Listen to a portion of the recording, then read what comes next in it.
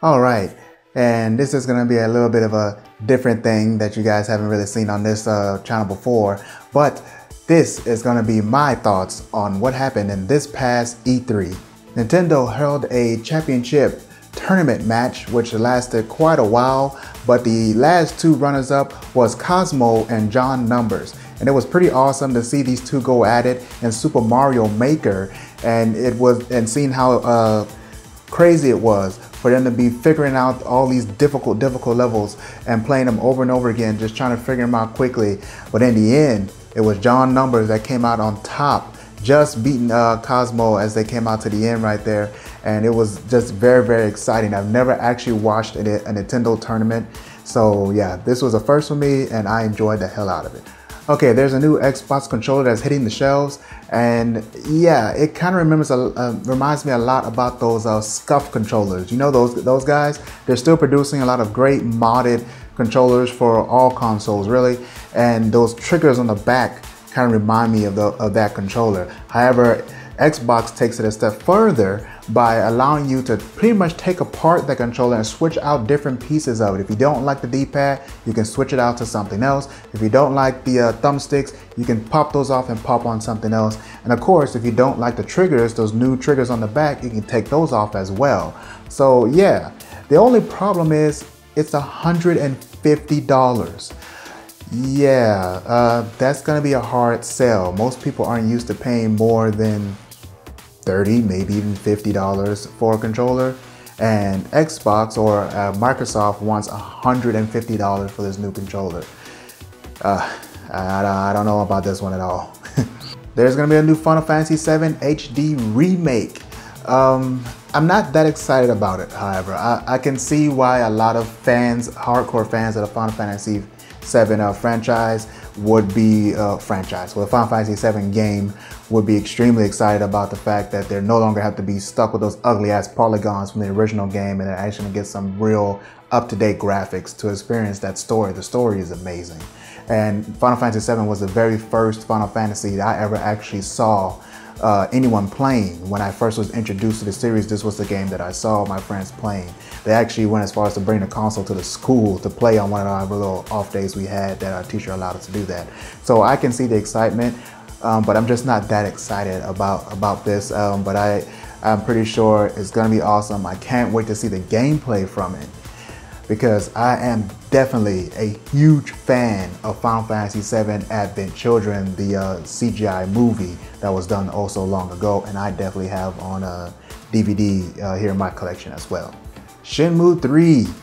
This was something I didn't see coming. Apparently, Sony has decided to use Kickstarter as a way to gauge how popular the third version, the third installment of Shenmue 3 would be, and if they actually should fund it fully by allowing the people to fund it partially on Kickstarter. Now, the thing about it is, a lot of people are saying that, hey, you know, Kickstarter, it has already broken records. It's over $3 million as of recording this video. However, people need to be reminded that it is a very small sum for what would need to be the total budget for that game. The budget for that game is going to be massive. If you remember the Shenmue 2 and the Shenmue 1, but I know Shenmue 2 had a budget of somewhere close to like $40 or $50 million. If you bring all that cost into today's market, today's current standards, that would be close to $70 million just for one game. So the fact that it's reached over $3 million is great, but at the end, it is indeed just a good way to judge whether people actually want the game or not, because Sony will literally have to shell out a good amount of money to create this game fully and market it once it's done. So yeah, it's awesome that we're getting this third installment. However, I myself, admittedly, I'm not a big fan of Shenmue and of those games like that. I just never was. I never played the earlier ones, and I'm pretty sure I'm not gonna play this one. But it's just the fact of how they go about it was pretty creative, and yeah, I think it's all right.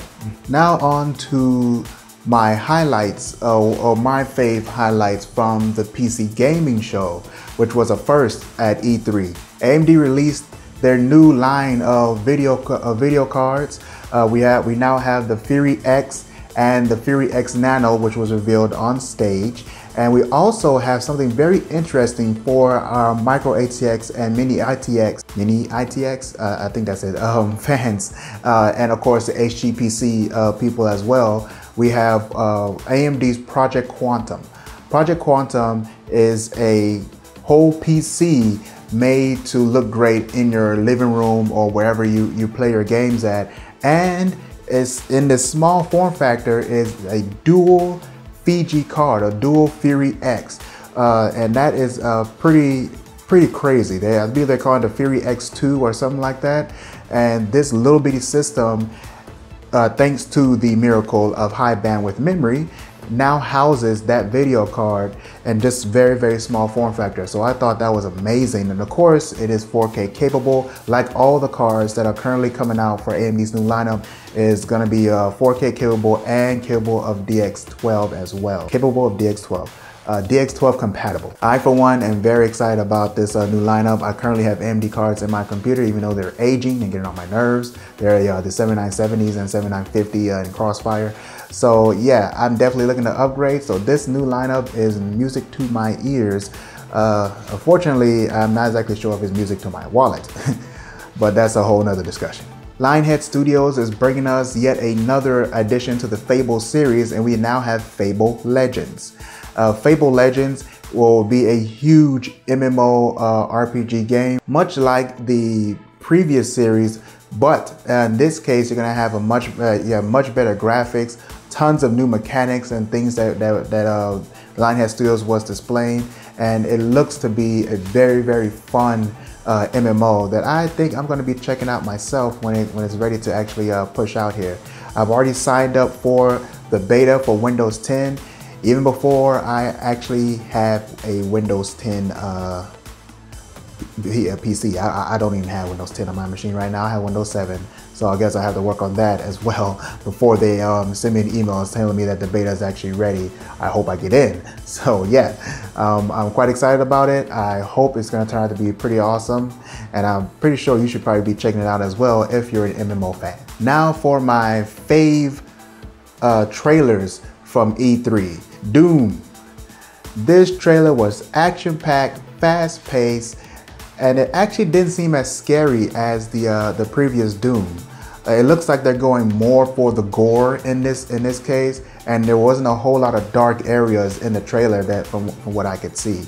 So they're taking a bit of a different direction, but it looks amazing, and I might actually check it out myself, even though I'm not that big a horror fan, but I did play Doom quite a lot, but I never did actually beat it. So yeah, that was definitely an awesome trailer. Dishonored 2. Dishonored 2 is a continuation of Dishonored 1, and apparently now you're a female protagonist and you're pretty much a complete badass. You have a whole lot of new things going on, like you're now able to shoot yourself across areas using a little chain hook sort of thing going on there. Yeah, I'm seeing a whole lot of different abilities, slow-mo and all kinds of stuff. Yeah, it's pretty sick. It's pretty cool. Will I be getting it? I didn't actually play Dishonored 1.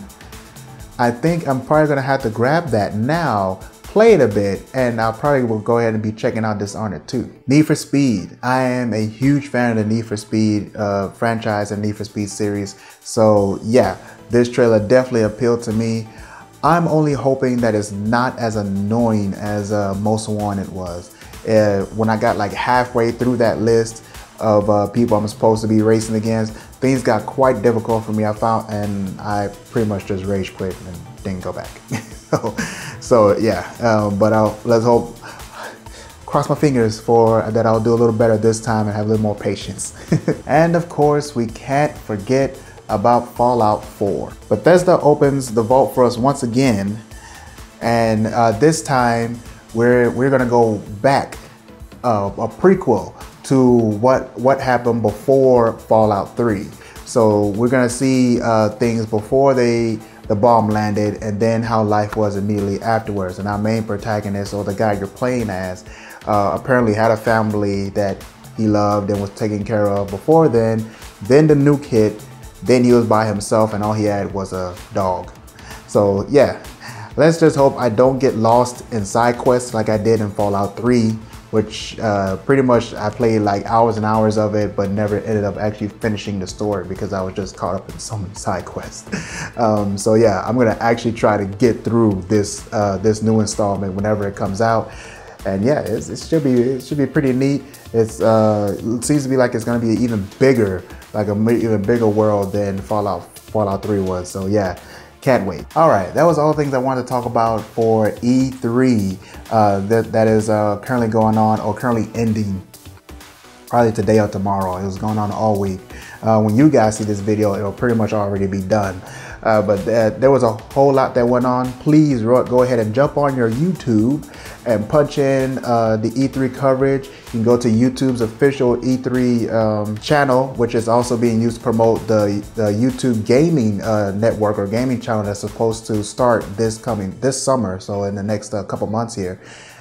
Or you can just bounce around the YouTube and find individual subscribers, individual YouTubers who have recorded the different conferences that went on, or different press coverages that went on during E3, and I encourage you to check them all out. There's tons and tons of great content.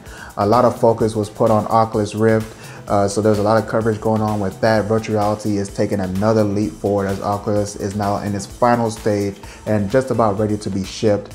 There's tons of more trailers than what I mentioned. I just mentioned the trailers that I liked. There's lots of other trailers for tons of new games that's coming out. So this is a great time to have your latest consoles and also your pretty well-built PCs, because yeah, you're gonna have a lot of gaming to do coming up in the next few months here.